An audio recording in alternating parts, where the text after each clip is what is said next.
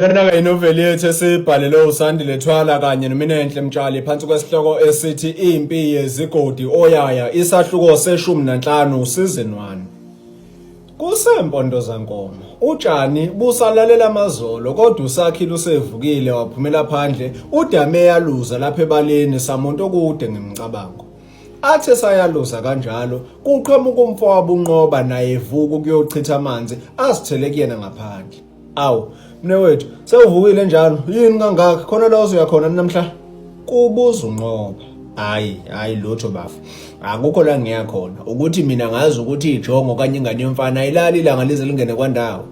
Hayi suka ngeke mina kumele ukuvuka ngiye esikoleni njalo kusempondo zankomo ngivuke ngibhula amazolo kubanda kunjalo kulalela ungqoqwana ngilibangise khona esikoleni bese uthi noma sekuyimpela sonto bafo ngiphinde ngivuke ngovivi khohlwa lutho sidalo yabona nje sikhuluma mangisuka la ngiyolala. Kuphendula uNqoba ehleka kancane. Wemaye awuze lo muntu kuyaxaka phela ngoba wena ukhulele lapha emakhaya kodwa uthanda ubuthongo into eyibhadi njengengane yaselokishini udlulwa nayimi ke nje wena. Usakhile eshe donsi ibhentshi eqhwakela khona lapha ngaphandle. Hayi lutho bafa xoxela mina ndoda ithini into ngiyakwazi phela wena ngoba kuyacaca ukuthi ikhona lento ojule ngayo njengoba usulana nje ekseni kanje. Kubuza uNqoba. Khona uqinisile webafa kahle nje ngijule ngalento kaze kaMkhize yazi inhliziyo yami ayikuthola ukuphumula ngalo yamphefumulo khona ngiyafisa ngabe kade ngazijwiba amakhahlambane kuona ngiyafisa nje ngabe kade ngazibika ngayinekela ubumsulwa benhliziyo yami le yamanzi kodwa ngiyabona nje ngibona kukuningi mfowethu okungivimba nokungase kuholele ezinkingeni ezinqala uma ngiqhubeka nokuyizingela le manje. Kuphendula uSakhile kodwa ake ngikwaziyo mina ngane yakwethu inhliziyo necala ikuthola ukuphumula kuyoba nini uziphilisa kabuhlungu engabe uyasidela kube kanye hlezi kulunge nje kusaqhubha yena uNqoba. Ngiyakuzwa mnewethu ngiyakuzwa inkinga ke siyimisa kanjani leyo kunqandwe laba basiphethe ngenxa yezathu esingazazi nathi ukuthi kungani beze bezivimbe nje ekuthenini sijabulise inhliziyo zethu la sibona ifanele khona ukuthi kufanele ijabule. Kubuza uSakhile ngokukhathazeka. Isizulu mfowami sithi la kukhona khona uthanda indlela ikhona ngalawo mazwe ngikuthuma ukuthi phokophelela kuyena ngokuyalwa yimi njengoba sengike ngayalwa nami ngokucebisa wena kuthiwa ngikufaka ehlathini kodwa nginesiqiniseko sakho ukuthi ukuze ujabule ngendlela ofisa ngayo landela inhliziyo yakho mfowami. Kusaqhubha yena uNqoba.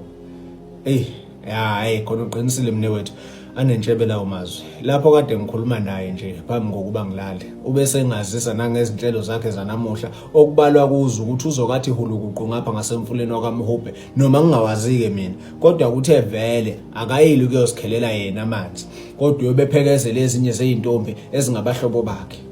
Athe ngakaqedi amngene emlonyeni umfowabo. Awungeke ngane wethu leli ithuba elingqayisi vele futhi ke okuzothi mangabe uhlulekile ukulisebenzisa ngendlela ekahle ungaphindi ulithole nanini. Ngiwuwe bengiyovakashela ngakhona emfuleni kodwa yena ngingamazisi nokuthi ngiyeza abone ngami sengithushuka nje ngifike ngizidela madoda lapho khona nezihlanzi la zogazi nje okumele uqale kuzona mawukuthi uzoya kule manzi futhi khulileka ngokungawazi umfula noma kuthe ukuthi kubabuqamama kodwa ngoba phela sihle izathu zobusambele ngingakuthatha ngubeke mina ayikho nje sidala inkinga. Kuqhubha uNqoba ngoncumo.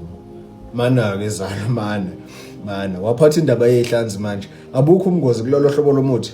Kubuza uSakhile.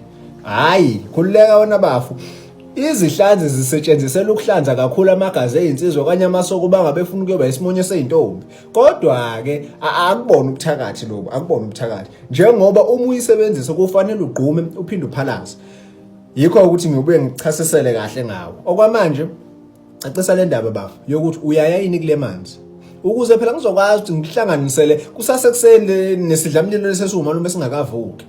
Nebala avuma uSakhile ukuthi uzokawele amagquma namathafa aphikelele kulomfula azohambela kuona muhlo nobuhle. Ayalela umne wabo ukuba mhlanganisele umuthi wokuphalaza kuyisihlanzi maqeda mhlanganisele uNqoba. Kuloyo mzuzu ikhephuzela ingwebe emhlophe saqhwa lenduku yakhe yesihlanzi ayiselokhu ayiphehla lana ayiselokhu ayiphehla sagobonga lapha ebhakedeni lika 5 liter. Umbize mfana kithi umbize masugapha ebese wenza isiqiniseko sokuthi ukhuluma konke okufisayo ngayo. athi angamyalela nje ebese lidumela selinomuthi osungithukuthuku ibhakede ngaphambi kokugabha ebese ethathisa uSakhile ekhulumisa umuthi wakhe. Nobuhle Mkhize, Khabazila kaMavovo, umenyezwa yimina uSakhile emagcekeni akoDlamini. Ngithi lapho ukhona angibe isilome esihle emlonyeni wakho, alitshale kuthando ngami enhlizweni yakho. Amehla akhe angabuya abuke kwenye indawo kodwa abuke mina kuphela. Aqhubeke nokukhafula encinda maqeda abheke la okuphuma khona inhlamvu yelanga. Luye ngokuya usuku zize yisondela izikhathi zantambama. Zisondela nje ibhunge luSakhile selingene kwezalo. Lahloba kahle labe selilungiselela indlela ebheke ngasemfuleni kwaMhubo. Bahambisane ke nomni wabo uNqoba baze bayofika kuwo lo mfula abalindele ukubona lentokazi yakoMkhize. Bathi bangafika ngakuwo ebese shenqa uNqoba ededela umni wabo. Usho mangabe ufuna isahluko esilandelayo. Bale la ma comment ungakhohlwa ukulike. Thank you.